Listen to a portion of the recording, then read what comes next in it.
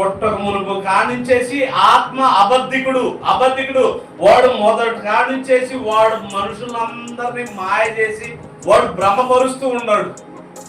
అవమను భ్రమపరిచాడా? అవమను భ్రమపరిచాడు. కయ్యను భ్రమపరిచాడా? ఆ కయ్యను కూడా భ్రమపరిచాడు. ఇలాగ ఎంతో మందిని భ్రమపరుచుకున్నవాడు దేవుని సంఘంలో కూడా భ్రమపరుస్తున్నాడు.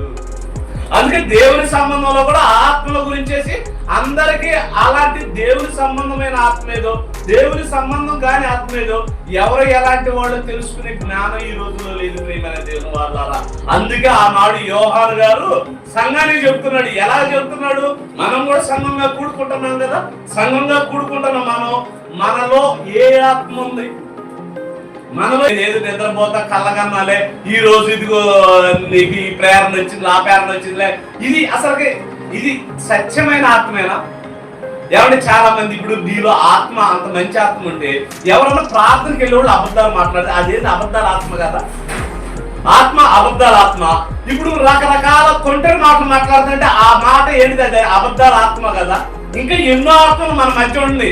అంటే పరిశుద్ధాత్మ పొందిన వాళ్ళు, పరిశుద్ధాత్మ మనలోకి వచ్చిన వాళ్ళు, అంటే ఎదుటి వాళ్ళ విషయంలో కానీ మనం మాట్లాడే విషయంలో కానీ ఎలా ఉంటాము? సత్య సంబంధం అంటే వాక్య సంబంధంగా మాట్లాడతారు. ఇది తప్పంటే తప్పే. ఏం చేస్తారు? ఏమండి ఇప్పుడు ఎదుటి వాళ్ళు వచ్చారు, ఇదిగో ఒక మంచి మాటే మాట్లాడాలి, వాళ్ళు ఏదో వ్యతిరేకంగా మాట్లాడారు, ఇది తప్పు వెళ్ళిపోనన్నారు. అంటే ఇది తప్పు వెళ్ళిపోనాలి. అసలు ఇంకొక విషయం తెలుసా? కీర్తనలు మనకు తెలుసు కదా, దుష్టులు ఆలోచన చొప్పున నడవక, పాపుల మార్గం నిలవక, అపహాసకులు కూర్చున్న చోట. అంటే నువ్వు పరిశుద్ధాత్మ పొందిన వాడు అపహాసకులు కాడ కూర్చుంటావేంటి? పరిశుద్ధుడు ఆగి అపవిత్రాత్మను బట్టి వాళ్ళు నీ కాడకు రావాలి, కానీ నువ్వు వాళ్ళ కాడకి వెళ్ళి కూర్చొని నువ్వు అప్పుడు ఏ ఆత్మ ప్రేరేపించింది? అంటే నీ మాట సత్య సంబంధం అయితే ఎట్లా ఉంటది? నా మాట అగ్ని వంటిది కాదా, బండను బద్దలు చేయి చుత్తి వంటిది కాదా?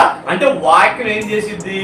నువ్వు పాపంతో కూడి ఉన్నావు అనుకో, ఆ పాపాన్ని బద్దలు కొట్టి పరిశుద్ధుడిగా మారిపోతావు.